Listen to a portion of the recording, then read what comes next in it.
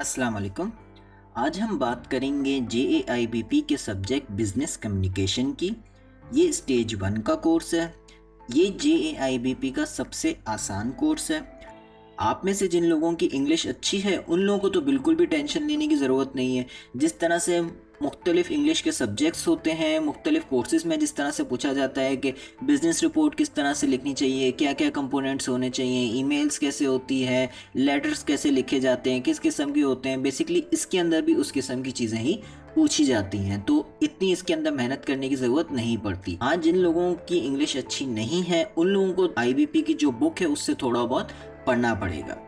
इस वीडियो में सबसे पहले मैं आप लोगों को बताऊंगा कि किस तरीके से आप टॉपिक वाइज इस बुक को डिवाइड करेंगे, और फिर मैं आप लोगों को बताऊंगा कि हर टॉपिक में क्या क्या चीज़ें आप लोगों को पढ़नी है और किस तरीके से पढ़नी है, ताकि आसानी से आप इस कोर्स को क्लियर कर सकें।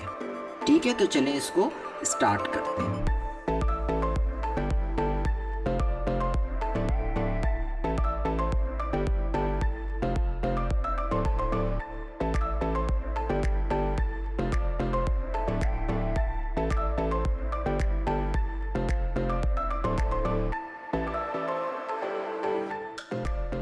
जैसे मैंने आप लोगों को पहले भी बताया है, ये मेरा ब्लॉग है।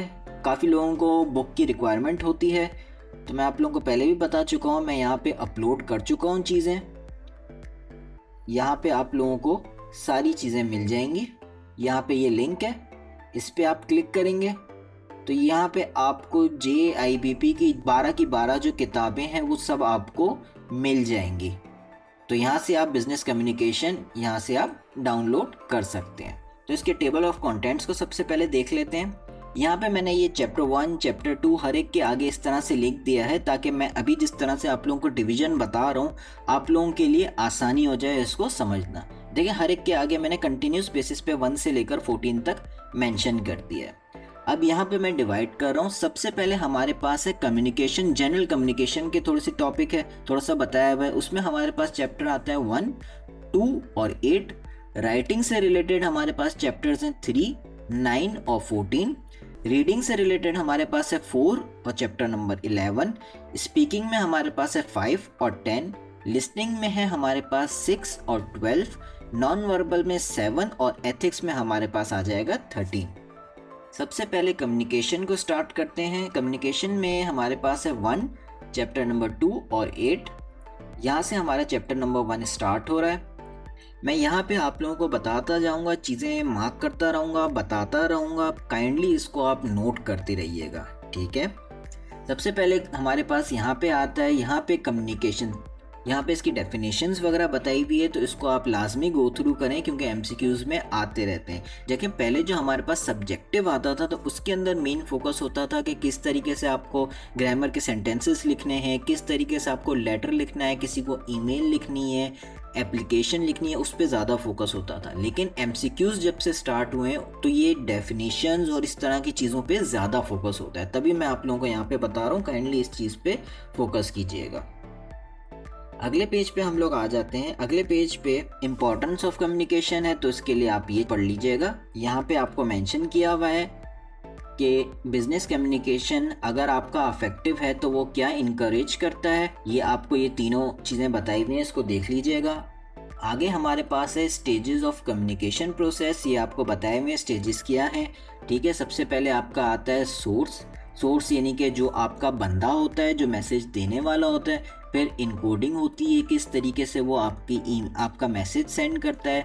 चैनल आपका होता है कि किस मीडियम के थ्रू भेजता है, इलेक्ट्रॉनिक मीडियम है क्या है। फिर आपकी डिकोडिंग होती है, यानी कि जिसको ये ईमेल जा रही है या जिसको ये मैसेज जा रहा है वो उसको किस तरीके से समझता है। और रिसीवर जो है वो आपका वो बंदा होता है जिसके लिए ये मैसेज होता है, सही है। तो इसको आप देख लीजिएगा। देखें, इसमें मैटर बहुत है, एक एक चीज़ आपको देखने की ज़रूरत नहीं है। जैसे मैंने आपको आसानी से बता दिया, तो अगर आपको ये चीज़ें पता है कि सेंडर क्या होता है, सोर्स क्या होता है, इनकोडिंग का यहाँ क्या मतलब होता है, तो आपको ये चीज़ें पढ़ने की ज़रूरत नहीं है। सिर्फ ये चीज़ें आप देख लीजिएगा कि इसके अंदर क्या क्या चीज़ें हैं, आपको याद रहेंगी तो आप आसानी से इसको कर सकते हैं।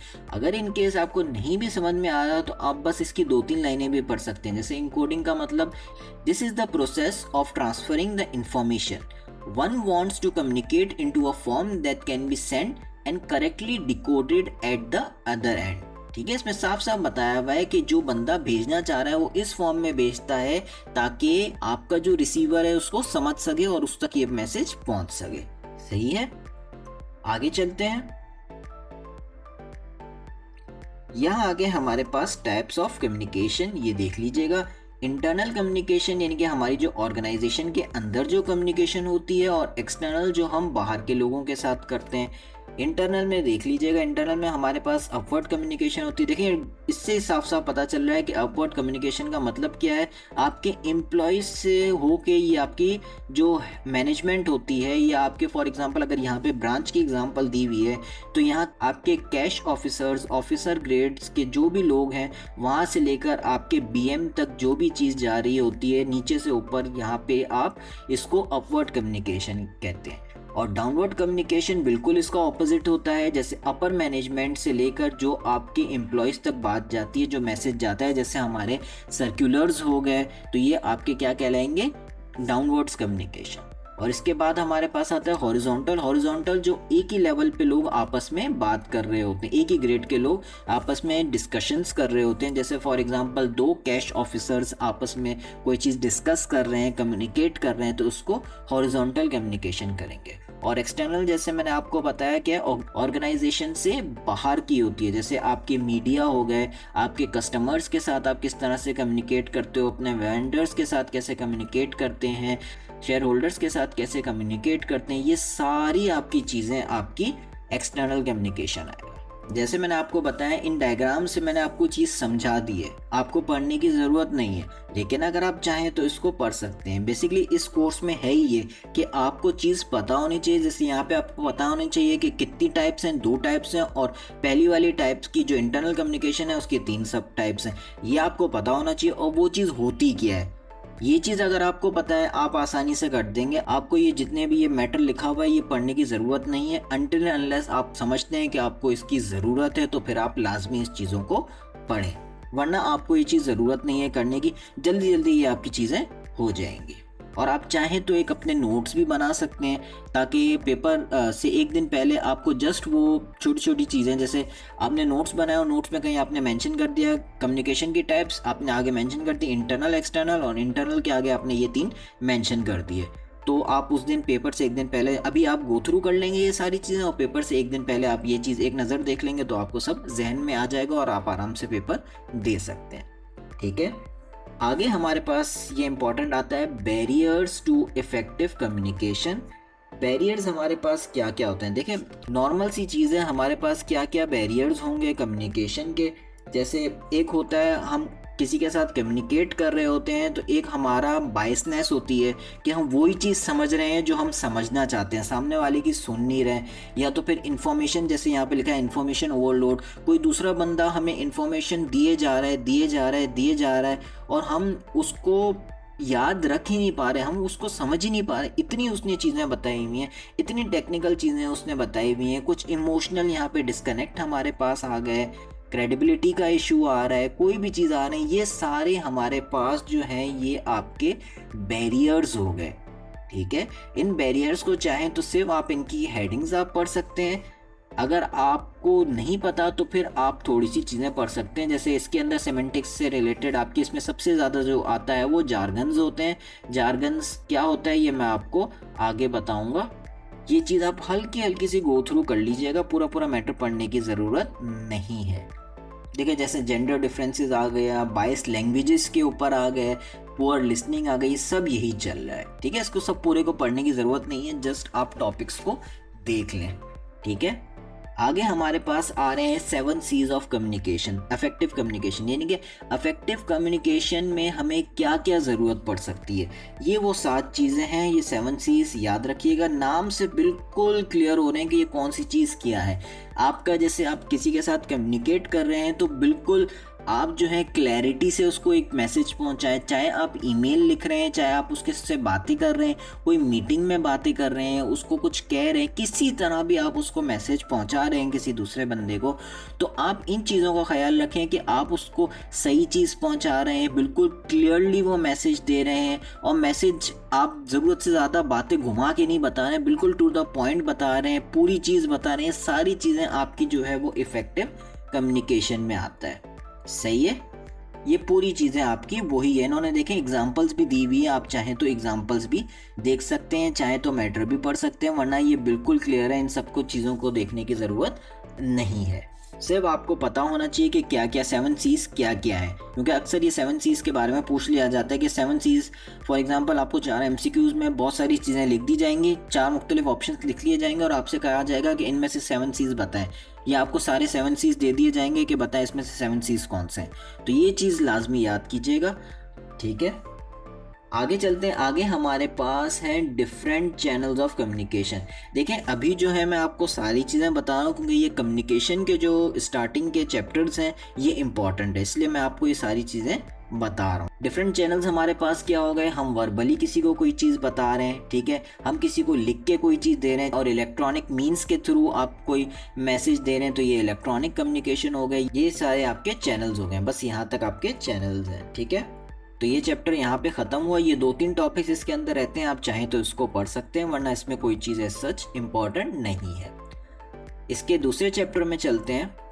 दूसरे चैप्टर में बेसिकली वो आपसे कह रहा है कि कम्युनिकेशन करने के लिए आपको, जैसे फॉर एग्जांपल अगर आप किसी को मैसेज पहुंचा रहे हैं, कि कुछ ज़्यादा लोगों को मैसेज पहुंचा रहे हैं, तो आपको ये पता होना चाहिए कि आपकी टारगेट ऑडियंस क्या है। जब आपको अपनी टारगेट ऑडियंस के बारे में पता होगा तभी आप अपना मैसेज उस तरीके से डिवाइस कर सकते हैं।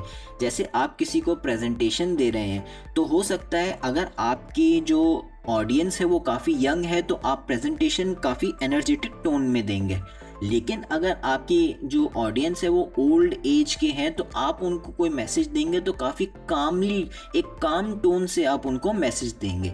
तो ये यही कह रहा है कि आप लोगों को ज़रूरी है अपनी टारगेट ऑडियंस को समझना, तभी आप अपने मैसेज को सही तरीके से पहुंचा सकते हैं, ठीक है। इसमें उन्होंने पूरे स्टेप्स में बताया हुआ है, आपका पर्पस क्या होना चाहिए, नेचर क्या होना चाहिए, उससे जिसको आप मैसेज पहुंचा रहे हैं क्या वो आपको जानता है, नहीं जानता, पहली दफ़ा आप लोग मिल रहे हैं, आपके किस तरीके की टोन होनी चाहिए, लोगों की एज क्या है, क्या चीज़ें, ये सब आपको चीज़ें बता रहे हैं। यहाँ पे देखें मज़ीद ये फैक्टर्स में डिवाइड भी कर रहा है। जो मेन फैक्टर्स हैं उसमें क्या बोला है, उसने डेमोग्राफिक्स बोला हुआ है, जैसे लोगों की एज जो मैंने आपको बताया हुआ, लोगों की जेंडर हो गई, लोकेशन हो गई, एजुकेशनल बैकग्राउंड हो गया, ये चीज़ें काफ़ी मैटर करती हैं। जैसे फॉर एग्जांपल आप काफ़ी ज़्यादा टेक्निकल बातें कर रहे हैं लेकिन आपकी जो ऑडियंस है वो इतनी ज़्यादा पढ़ी लिखी नहीं है, तो उनको आप अपना मैसेज समझाने में आपको बहुत मुश्किल होगी, सही है। तो इस तरह की आपको चीज़ों का पता होना चाहिए। साइकोग्राफिक्स आपकी आ गई, यानी कि उसकी पर्सनल कैरेक्टरिस्टिक्स आपके क्या हैं, उनकी हॉबीज़ क्या है, लाइफ स्टाइल क्या है, ये सब चीज़ें इसमें बताई हुई हैं। ये पूरा आपको करने की ज़रूरत नहीं है, बस आप चाहें तो बस ये 2 पॉइंट्स आप बस देख लें, इनफ होगा यहाँ पे, सही है। इम्पैक्ट का मैंने आपको ऑलरेडी बता दिया है कि आप सही से अपनी इन्फॉर्मेशन नहीं पहुंचा सकेंगे तो उनको समझ में नहीं आएगा, सारी मेहनत आपकी ज़ाया हो जाएगी। यहाँ पे इन्होंने चीज़ें बताई हुई हैं, जैसे आप क्या करोगे, एक स्ट्रेटजी बनाओगे अपने ऑडियंस के हिसाब से, कौन सी मोड ऑफ कम्युनिकेशन आप सेलेक्ट करोगे, वर्बल करना चाहिए, नॉन वर्बल करना चाहिए, मीडियम आपका क्या होगा, टेलीफोन होगा, ईमेल होगा। आप जैसे फॉर एग्जांपल आप कोई नया कस्टमर आप वो करना चाह रहे हैं तो हो सकता है आप उनको ईमेल के थ्रू मैसेज करें, हो सकता है आप उनको लेटर दे के करें, हो सकता है आप टेलीफोन करें, हो सकता है आप खुद मिलने जाएं अगर बहुत अच्छा कस्टमर है। तो ये सब चीज़ें आपकी डिपेंड करती है, सारी चीज़ें यहाँ पे बताई हुई है, ये नॉर्मल चीज़ें हैं, मुश्किल इन्होंने कोई बात नहीं की हुई है।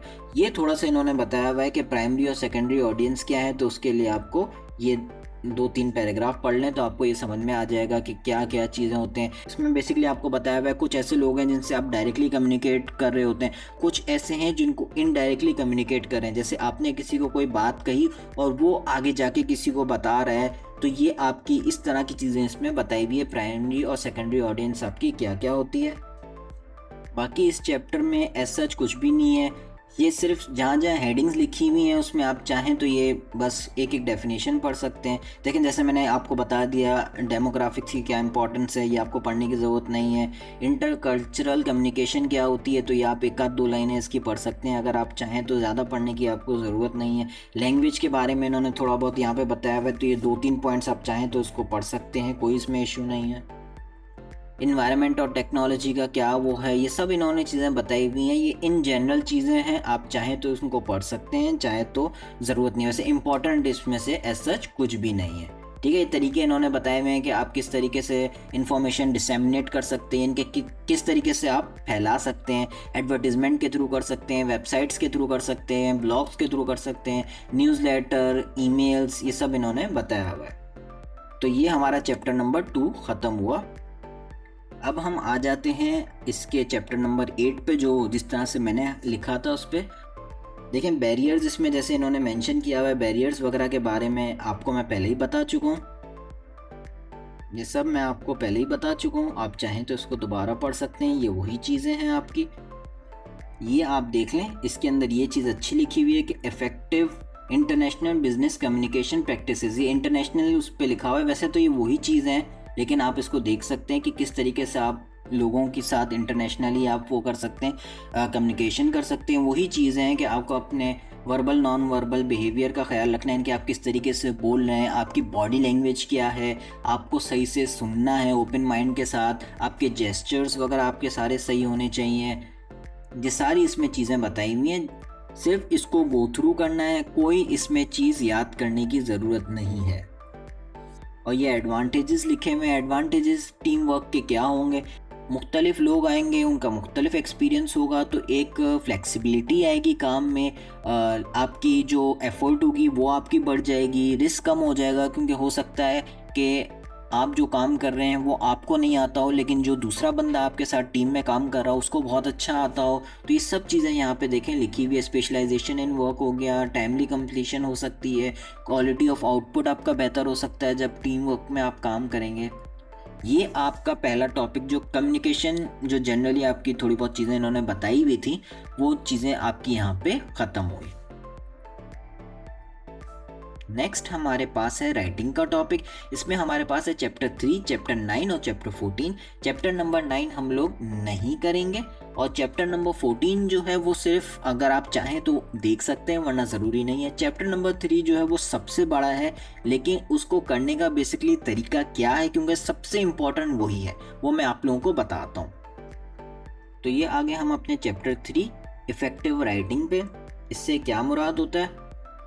जैसे मैंने आप लोगों को पहले ही बताया था, डेफिनेशंस वगैरह आती हैं तो हमेशा आप पहले पैराग्राफ को लाजमी पढ़ा करें, उसमें चीज़ें आपकी बताई हुई होती हैं उससे रिलेटेड। नेक्स्ट इन्होंने बताए हुए स्टेप्स, देखें स्टेप्स क्या होते हैं आपके, प्री राइटिंग हो गया, कंपोजिटिंग हो गया, ड्राफ्टिंग हो गया, फिर फाइनल ड्राफ्ट हो गया। इसका मतलब ये हो गया, प्री राइटिंग से आप कुछ लिखने से पहले सोचते हैं, ठीक है। सेकंड स्टेप में आप ड्राफ्ट बनाते हैं, उसका रफ एक ड्राफ्ट बनाएंगे। तीसरे में आप उसको थोड़ा सा फेयर करेंगे और कंटिन्यूस बेसिस पे उसको इम्प्रूव करेंगे, और चौथे लेवल पे आप क्या कर देंगे, उसका फाइनल वर्जन तैयार कर देंगे। वही चीज़ इसके अंदर पूरी लिखी हुई है, अगर आप चाहें तो ये सब पढ़ सकते हैं, वरना जो मैंने आपको बताया ये वही सब चीज़ें लिखी हुई हैं। ये आप पढ़ सकते हैं कि ग्रामर का रोल क्या होता है, तो ये आप एक पैराग्राफ पढ़ लें, आपको थोड़ा सा समझ में आ जाएगा कि ग्रामर की इम्पोर्टेंस क्या है। ये और ये पैराग्राफ पढ़ लें तो आपको ग्रामर वगैरह की इम्पोर्टेंस पता चल जाएगी, क्या चीज़ें हैं। यहाँ से आपका बेसिकली ग्रामर की चीज़ें शुरू हो रही हैं, तो मैं ये कहूँगा कि इन चीज़ों को आप लाजमी देख लीजिएगा। इसमें देखें ये जो जो इन्होंने चीज़ें बताई हुई हैं कि सेंटेंस के फ्रेगमेंट्स क्या होते हैं, कॉमा क्या होता है, किस तरीके से आप क्लॉजेस लगाते हैं, नाउन प्रोनाउंस आपके क्या होते हैं, सब्जेक्ट वर्ब एग्रीमेंट्स आपके क्या होते हैं, ये parallel sentences, subject verb agreement with tenses, ये पूरा इन्होंने बताया हुआ है। और यहाँ से जो है आपकी एग्जांपल शुरू हो जाएंगी, जो इन्होंने एग्जांपल्स में बताई हुई भी हैं, कहाँ आपका सिंगुलर होगा, कहाँ आपका प्लूरल होगा, किस तरीके से क्या होगा, ये सब इन्होंने चीज़ें बताई हुई हैं। तो इन चीज़ों को आपने लाजमी देखनी है। अगर आपको ग्रामर वगैरह से रिलेटेड चीज़ें नहीं पता तो आप ये सारी चीज़ें आपने देखनी है, टाइम नहीं लगेगा इसमें, जस्ट आपको एक एक ये सेंटेंस पढ़ना है और आपको क्लियर हो जाएगा कि क्या चीज़ सही है और क्या चीज़ गलत है। अब यहाँ से आपके शुरू होते हैं मुख्तलिफ़ किस्म के फॉर्मेट्स, जिसमें सबसे पहले आपके पास आ जाएगा मेमोज़। मेमोज़ आपके पास क्या होता है ये आपको पता होना चाहिए। मेमो आपके पास क्या है, थोड़ा सा इसका पढ़ लीजिएगा। हमारे पास कौन कौन से टाइप ऑफ मेमोज़ हैं, जैसे मैंने आपको शुरू में भी बताया था कि एमसीक्यूज़ में ये टाइप्स वगैरह की बहुत इंपॉर्टेंस होती है, तो इसको लाजमी पढ़ लीजिएगा।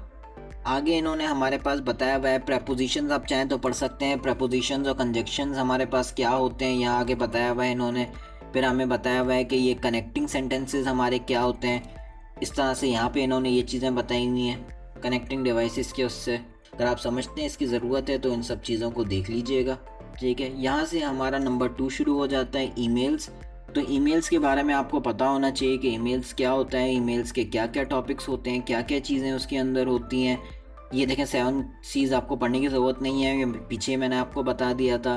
7 C's क्यों ज़रूरी हैं ये भी आप चाहें तो आप देख सकते हैं। देखें इसमें क्या क्या लिखा हुआ है कि सब्जेक्ट क्यों ज़रूरी होता है, कैसे लिखते हैं सब्जेक्ट को, और ये सब चीज़ें इसमें लिखी हुई हैं। देखें बेसिकली इसके अंदर है क्या, आपसे फॉर एग्ज़ाम्पल क्वेश्चन पूछ सकते हैं एमसीक्यूज़ में कि सब्जेक्ट किस तरह से लिखना चाहिए, और आपको 4 उन्होंने ऑप्शन दिए हुए होते हैं। अब अगर आपको सब्जेक्ट के बारे में पता है कि ईमेल का सब्जेक्ट कैसे लिखना चाहिए, जैसे मैं आप लोगों को एक एग्जांपल देता हूँ। अगर आपने किसी को ईमेल करी, आप खुद भी 4-5 काम करते हैं, वो जो दूसरा बंदा है वो भी काफ़ी सारे काम करता है, ऐसा नहीं है कि एक ही काम कर रहा है। तो अगर आप उसको जस्ट ईमेल करेंगे जिसमें सब्जेक्ट में लिख देंगे अपडेटेड फाइल, तो वो जैसे ही ईमेल को देखेगा अपडेटेड फाइल, उसको देख के समझ में ही नहीं आएगा कि ये ईमेल किससे रिलेटेड है, अनटिल एंड अनलेस वो उसको खोलेगा और पूरा पढ़ेगा, उसको ये चीज़ समझ में आएगी नहीं है ईमेल किससे रिलेटेड है। अगर इसकी जगह आप ऐसे लिखते हैं MOM एजेंडा Q3 2023, अगर ये सब्जेक्ट में आप लिख के मेंशन कर देते हैं तो सामने वाला इस सब्जेक्ट को देख के ही बता सकता है कि भाई ये आपका मिनट्स ऑफ द मीटिंग के एजेंडा बताए हुए हैं जो अभी Q3 होने वाली है, Q3 में जो आपकी मीटिंग होने वाली है उससे रिलेटेड आपका एजेंडा बताया हुआ है। एग्जाम्पल जो मैंने आपको दी उससे आप बता सकते हैं कि भाई कंसाइज होना चाहिए, ज़्यादा बहुत ज़्यादा लंबा भी नहीं हो, कंसाइज हो, कंप्लीट हो। जैसे 7 C's के बारे में मैंने बात की थी, वही चीज़ें हैं इसके अंदर। तो एमसीक्यूज़ में उन्होंने 4-5 कोई भी चीज़ें दी हुई हो, आपको कोई ना कोई ऐसा एक एमसीक्यू दिया हुआ होगा जिसको देख के आप कहेंगे कि हाँ ये सही है। फॉर एग्जाम्पल उन्होंने दिया होगा कि इन्फॉर्मेटिव हो, और बाकी उन्होंने कुछ भी दिया हुआ है, तो आप कहेंगे कि भाई इंफॉर्मेशन के लिए ही होता है, तो आप उस ऑप्शन को सेलेक्ट कर देंगे। बाकी 3 ऑप्शन बिल्कुल ही अलग होंगे, आप क्लियरली उसमें आइडेंटिफाई कर सकेंगे। ठीक है, तो ये चीज़ें अगर आप चाहें आप पढ़ सकते हैं, वरना ये बिल्कुल सिंपल चीज़ें हैं। अगर आप ईमेल्स वगैरह करते रहते हैं, अगर आपको पता होना चाहिए कि ईमेल में कौन सी चीज़ कैसे लिखते हैं। ठीक है, जैसे सैल्यूटेशन क्या होती है आपको ये पता होना चाहिए। अब अगर आपको सैल्यूटेशन ही नहीं पता कि सैल्यूटेशन कहते किसको है, तो ये एक इश्यू है। वरना सैल्यूटेशन क्या होता है, जो आप डियर करके लिखते हो, dear sir, dear madam, dear जो भी आप सामने वाले का नाम लिख रहे होते हो, ये आपका सैल्यूटेशन कहलाता है। तो ये चीज़ें आपको, यानी कि ये इन चीज़ों को कहते क्या है, ये चीज़ें आपको पता होनी चाहिए। इनकी टाइप्स क्या है, ये चीज़ें आपको पता होनी चाहिए। तो अगर ये चीज़ें आपकी पता है ना, तो ये आप सब चीज़ें आपको पढ़ने की ज़रूरत नहीं है। जो जो चीज़ें मैं आइडेंटिफाई कर रहा हूँ, जब सिर्फ उन चीज़ों को हल्का सा गो थ्रू कर लें। जैसे यहाँ पे एक और इन्होंने पॉइंट दिया हुआ है कि मेक 1 पॉइंट पर ईमेल, एक ईमेल पे एक ही बात करो, 4-5 बातें नहीं करो। इसी तरह की इन्होंने चीज़ें बताई हुई हैं। देखें ये एग्जाम्पल इन्होंने बताया हुआ है, पर इन्होंने एग्जाम्पल बताया था कि एक पुअरली कंस्ट्रक्टेड ईमेल की एग्जाम्पल क्या हो गई, एक अच्छे ईमेल की एग्जांपल क्या हो गई, ये नीचे इन्होंने लिख दी है। तो ये चीज़ें आप चाहें तो उसको देख सकते हैं, एक आइडिया आप लोगों को मिल जाएगा, एक आपको हेल्प मिल जाएगी। ठीक है, ये सारी चीज़ें अगर आप चाहें तो पढ़ सकते हैं, वरना जस्ट मैंने आप लोगों को जो चीज़ें बताई हैं सिर्फ आप वो ही देखिएगा। देखें बिजनेस वोकैबुलरी इसमें मेंशन की है। बिजनेस वोकैबुलरी क्या होती है, देखें जैसे मैंने जार्गन्स आपको बताया, हर प्रोफेशन की एक पर्टिकुलर चीज़ें होती हैं। जैसे फॉर एग्जांपल जो आईटी के एक्सपर्ट्स होते हैं वो आपके बग बोलते हैं, ट्रोजन बोलेंगे, एडवेयर बोलेंगे, रैंसमवेयर बोलेंगे, ये सारी चीज़ें टेक्निकल आईटी से रिलेटेड है। अगर आपको इन चीज़ों का नहीं पता, अगर आप आईटी से बिलोंग नहीं करते या आप कभी पाला ही नहीं पढ़ा, तो आपको ये चीज़ें नहीं पता होगी कि क्या कहलाती। शायद 1-2 पता होंगे, लेकिन हो सकता है वो भी क्लियर नहीं पता हो कि इसका मतलब क्या है। तो ये आपकी हो गई बिजनेस वोकैबुलरी। तो जो एग्जांपल्स आपके ये दिए हुए हैं, तो आप इनको चाहें तो एग्जांपल्स को आप देख सकते हैं, ठीक है, वरना इसमें कुछ ऐसा है नहीं पढ़ने का। आगे चलते हैं इसके अंदर। यहाँ से हमारे आते हैं बिजनेस लेटर्स। ये हमारा थर्ड फॉर्मेट हो गया, बिजनेस लेटर। लेटर्स हमारे क्या होते हैं? लेटर आप सबको पता है लेटर क्या होता है, उसकी अगर डेफिनेशन फिर भी आपको अगर देखनी हो तो ये पहली 2-3 लाइन पढ़ लीजिएगा। उसके बाद यहाँ पे आपको पूरा उन्होंने बताया हुआ है कि लेटर के टाइप्स क्या होते हैं, इसको लाजमी देखिएगा, ये इम्पॉर्टेंट है, एमसीक्यूज में लाजमी आता ही आता है कि आपके पास कौन कौन से लेटर्स होते हैं, उन लेटर में आपको क्या करना होता है, किस लिए वो पर्टिकुलर लेटर आपके लिखते हैं, और कंपोनेंट्स क्या होते हैं। कंपोनेंट्स आपको पता है कि भाई एड्रेस लिखते हैं, डेट लिखते हैं, आपकी रेफरेंस स्लाइड लिखेंगे, किसी को ग्रीट करेंगे, सब्जेक्ट लिखेंगे, बॉडी ऑफ मैसेज लिखेंगे, आखिर में क्लोजिंग लिखेंगे, अपनी सिग्नेचर और नेम लिखेंगे। ये सारी चीज़ें बेसिकली जो लेटर में होती है ना, वही सब इन्होंने लिखा हुआ है। अगर आपको लेटर का बिल्कुल भी आइडिया नहीं है तो आप इन चीज़ों को देख लीजिएगा। और ये इन्होंने एग्जाम्पल भी दी हुई है कि ये बिजनेस लेटर्स किस तरह से आपके लिखे हुए हैं, कलेक्शन लेटर, ये सारी चीज़ें इन्होंने बताई हुई हैं, प्रमोशनल लेटर।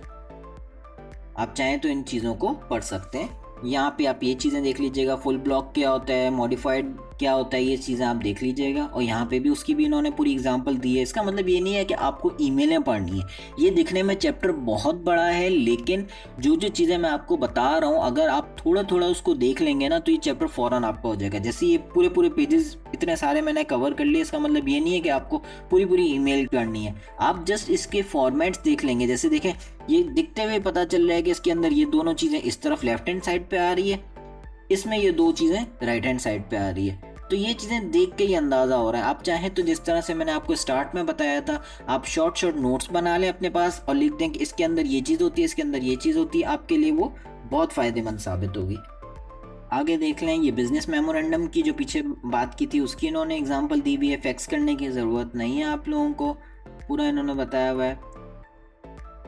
ये ईमेल के इन्होंने एग्जांपल अब दे दी है, ये आप पढ़ सकते हैं। एटिकेट्स क्या होने चाहिए, आप चाहें तो इसको पढ़ सकते हैं। जैसे एटिकेट्स ये है कि कोई आपको ईमेल करता है तो आपको चाहिए तो आप उसको सही से रिप्लाई करें, जो रिप्लाई कर रहे हैं उसमें आपकी टोन ज़्यादा ख़राब नहीं हो, आप चीज़ को समझ के आंसर दें। ऐसा नहीं है कि आपने एक बात उसकी समझी और बस उसको आंसर कर दिया, इस तरह की चीज़ें, ये सब चीज़ें आप एटिकेट्स में आपकी इंक्लूड होती हैं। चौथा आपके पास आ गया बिजनेस रिपोर्ट। बिजनेस रिपोर्ट किसी भी आपने कोर्स में पढ़ा होगा, आपने यकीनन रिपोर्ट बनाई होगी। उस रिपोर्ट में आपको लाजमी याद होगा किस तरीके से आप टाइटल पेज सबसे पहले डालते थे, फिर कंटेंट्स डालते थे, फिर आप उसमें एक्नॉलेजमेंट लेटर डालेंगे, फिर ये आप उसके अंदर पूरी चीज़ें आप लिखेंगे, समरी करेंगे, इंट्रोडक्शन डालेंगे, पूरी बॉडी लिखेंगे, कंक्लूजन लिखेंगे, रिकमेंडेशन लिखेंगे, रेफरेंसेस लिखेंगे। ये सारी वही चीज़ें, चाहें आप इसको पढ़ सकते हैं, लेकिन आई थिंक सो ये चीज़ें आपको पता होंगी।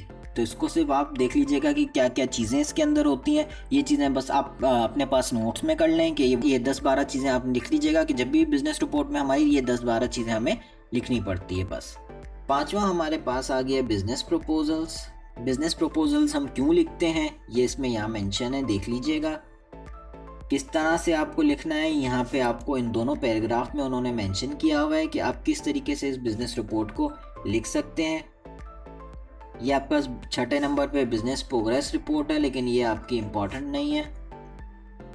7वें नंबर पे आपको यहाँ पे बिजनेस की टोन के बारे में बताया हुआ है।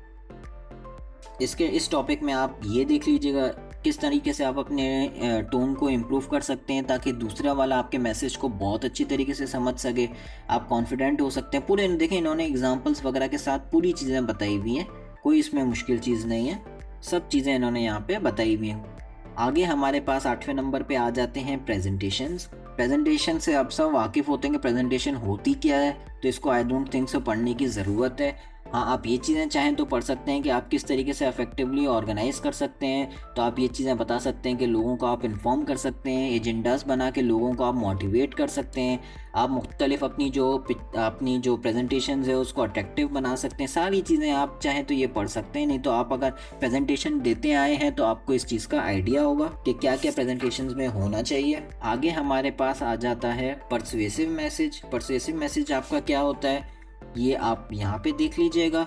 इसके बाद ये सारी चीज़ें आपकी इसमें से कोई चीज़ इंपॉर्टेंट है तो नहीं, आप चाहें तो इसको अवॉइड स्किप भी कर सकते हैं। और अगर आपको कोई चीज़ ऐसा लगता है कि इसमें ऐसी है जो आपको बिल्कुल भी नहीं आती तो आप उसको देख लीजिएगा। ये आगे आपके रूटीन मैसेजेस आपके क्या होते हैं आप यहाँ से देख लीजिएगा। इसमें आपको पता होना चाहिए नेगेटिव मैसेज क्या है, ये अक्सर पूछा जाता है, तो नेगेटिव मैसेज आप देख लीजिएगा। यहाँ पे इन्होंने बताई हुई है गुडविल मेंटेन करने के लिए आपको क्या क्या करना चाहिए। ये चाहें तो आप कुछ पॉइंट्स इसके अंदर देख सकते हैं। और यहाँ पे हमारा ये चैप्टर ख़त्म हो जाएगा। चैप्टर नो डाउट लेंदी था, लेकिन एक बात मैं आप लोगों को बता दूं, इस चैप्टर के अंदर सिर्फ और सिर्फ आप लोगों को ये पता होना चाहिए, एक तो ग्रामर का पार्ट है वो तो आप लोगों ने करना ही करना है, एक आपको डेफिनेशंस पता होनी चाहिए कि कौन सी चीज़ क्या कहलाती है, और दूसरी चीज़ सबकी टाइप्स और क्या कंपोनेंट्स हैं वो आपको पता होने चाहिए। ये अगर चीज़ें आपको पता हैं तो आप आराम से कर सकते हैं। जैसे फॉर एग्जांपल बिजनेस आपको रिपोर्ट का मैंने आपको बताया, इसी तरह अगर बिजनेस रिपोर्ट से ही अगर कोई एमसीक्यूज आ जाता है तो वो आपसे ये पूछ सकते हैं, आपको 4 एमसीक्यूज दिए हुए, उन्होंने सब्जेक्ट लिख दिया, टाइटल पेज लिख दिया और भी 2 ऐसे ही कोई लिख दिए, तो आपको एक कॉमन सेंस आपका बताएगा कि भाई सब्जेक्ट तो होता ही नहीं है, सब्जेक्ट तो बेसिकली आपका ईमेल्स और उन लेटर्स वगैरह में होता है, बिजनेस रिपोर्ट में इसका क्या काम। तो आप फ़ौरन उस चीज़ को स्किप करके आप लिख दोगे कि हाँ भाई टाइटल पेज हमारे पास होता है। इस तरह से आपके एमसीक्यूज आते हैं और इस तरह से आप बिल्कुल क्लियरली इसको कर सकते हैं। जो आखिरी मैंने आप लोगों को चैप्टर बना किया था वो अपेंडिक्स है। अपेंडिक्स में वही आपको इस तरह से बताया हुआ है कि क्या आपके लेटर्स होते हैं, जो पीछे मैंने आपको बताया हुआ था एग्जांपल्स, वही एग्जांपल्स इन्होंने यहाँ पे दी है, आप चाहें तो इसको देख सकते हैं, वरना आप लोगों को ज़रूरत नहीं है इस चीज़ की। तो हमारा यहाँ पे दूसरा टॉपिक भी ख़त्म हुआ। अगली वीडियो में मैं आप लोगों को बाकी टॉपिक्स के बारे में बताऊंगा। तो यहाँ हमारे 2 मेन टॉपिक ख़त्म हुए। ये कम्युनिकेशन और राइटिंग के जो टॉपिक्स हैं ये बहुत इंपॉर्टेंट है और काफ़ी सारे एमसीक्यूज़, ये समझेंगे 50% एमसीक्यूज़ इन दोनों चीज़ों से, इन दोनों टॉपिक से ही आ रहे होते हैं। ठीक है, तो यहाँ मैं अपनी वीडियो ख़त्म करूँगा। इंशाल्लाह अगली वीडियो में मैं बाकी टॉपिक्स के बारे में बताऊँगा। फिर मिलेंगे अगले लेक्चर में। अल्लाह हाफ़िज़।